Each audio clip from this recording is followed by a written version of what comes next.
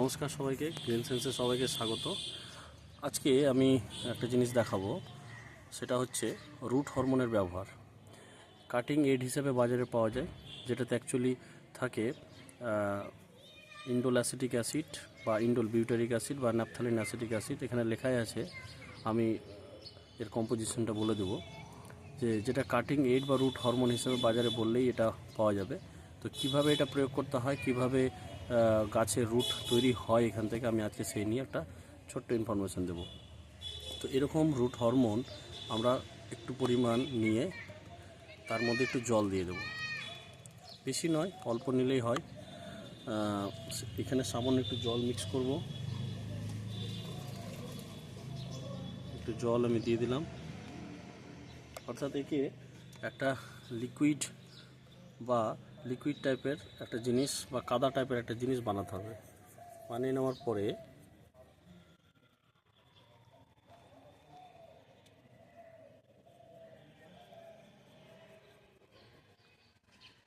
অনেক সময় করা যায় কি, যে ডিরেক্ট পাউডারটাও ইউজ করা যায়, মানে জল দিয়ে না মিক্স করলেও হয়, ডিরেক্ট পাউডার ইউজ করা হয়। তো মিক্স করে নিয়েছি, আর আমার এরকম গ্রো ব্যাগে মাটি নিয়েছি, একটু গোবরযুক্ত মাটি, আর কিছু গাছের ডাল আমার কাছে রয়েছে। জবা গাছের ডাল আছে, এই জবা গাছের ডাল এর থেকে মোটা হলে আরও বেশি ভালো। তো জাস্ট আমি দেখাচ্ছি, এই জবা গাছের ডাল মোটামুটি 1 বিঘার বেশি বড় হলে আরও ভালো হয়। আমরা রুট হরমোনটাকে এই পোর্শনটায় লাগাবো, কারণ রুট হরমোনের কাজ হচ্ছে, রুট হরমোন লাগালে তার কিছুটা দূরে গিয়ে ও তার সেন্সেশন বা তার কার্যকারিতাটা দেখাবে। যদি আমি এরকম জায়গায় লাগাই, তাহলে আমরা জানি হরমোন অ্যাকচুয়ালি দূরে গিয়ে কাজ করে, তো এরকম জায়গা থেকে ও কিন্তু রুট ইনিশিয়েট করতে শুরু করবে। আর গাছে যদি রুট চলে আসে, অটোমেটিক্যালি পাতা গজাবে বা নতুন পাতা ছাড়বে এবং গাছের গ্রোথ চলে আসবে। তো আমরা এভাবে নিয়ে রুট হরমোনটাকে লাগিয়ে দিলাম।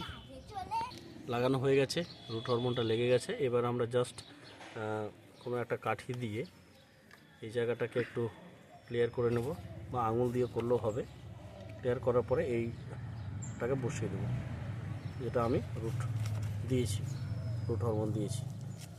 প্রয়োজন মাফিক আপনি মাটি দেবেন, আর একটু প্রেসার দিয়ে এটাকে বসিয়ে দেবেন, তাহলে জায়গাটা শক্ত হয়ে গেল। আর পরিমাণ মতো জল দিয়ে একে সেমি সেড এরিয়ায় রেখে দিতে হবে। হঠাৎ করে রোদে রাখার দরকার নেই। এখন ফেব্রুয়ারি মাস, খুব একটা কড়া রোদ না হলেও এরা যাতে ক্ষতি না হয় এরকম টাইপের একটা সেমি সেড এরিয়া রেখে দেবেন। ব্যাস, কদিন পরে দেখবেন যে এখান থেকে রুট বেরিয়েছে, এই ছিদ্রগুলো দিয়ে রুট বেরিয়ে আসবে এবং নতুন পাতা গজাবে। Thank you. ছোট্ট ইনফরমেটিভ ভিডিও আমি দেবো। সঙ্গে থাকুন, পাশে থাকুন, চ্যানেলটিকে সাবস্ক্রাইব করুন। Thank you.